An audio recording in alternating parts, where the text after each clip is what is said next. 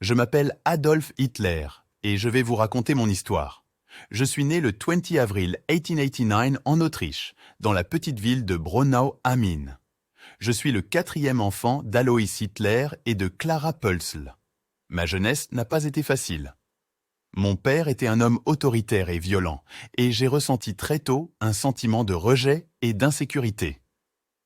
À l'âge de 18 ans, j'ai déménagé à Vienne pour poursuivre mes études artistiques. C'est là-bas que j'ai développé ma passion pour la peinture et l'architecture. Cependant, mes efforts pour entrer à l'Académie des Beaux-Arts ont été vains. J'ai commencé à me sentir frustré et amer, me sentant exclu de la société. En 1914, la Première Guerre mondiale a éclaté et j'ai décidé de m'enrôler dans l'armée. Ce fut une période difficile et traumatisante. J'ai été blessé à 2 reprises et j'ai souffert de gaz empoisonnés. La guerre a renforcé ma haine pour ceux que je considérais comme les ennemis de l'Allemagne, en particulier les Juifs. Après la guerre, j'ai rejoint le Parti ouvrier allemand qui, plus tard, est devenu le Parti national-socialiste des travailleurs allemands, NSDAP. J'ai rapidement gravi les échelons du parti grâce à mon éloquence et à ma rhétorique anti-juive. J'ai pu utiliser les sentiments de frustration et de colère de nombreux Allemands pour renforcer ma position. En 1933, j'ai été nommé chancelier d'Allemagne.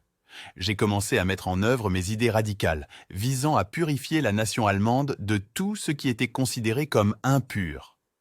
J'ai promu une idéologie de supériorité aryenne et persécuté les minorités, en particulier les Juifs. Je suis devenu un dictateur autoritaire et j'ai supprimé toute opposition politique. En 1939, j'ai décidé d'envahir la Pologne, ce qui a déclenché la Deuxième Guerre mondiale.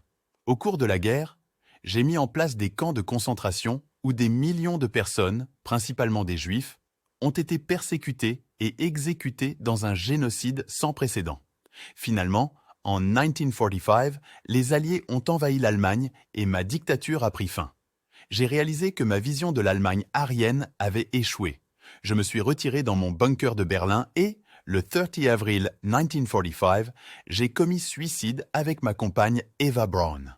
Mon règne en tant que dictateur a été marqué par la terreur et la destruction. Mon nom restera à jamais associé à l'une des périodes les plus sombres de l'histoire de l'humanité.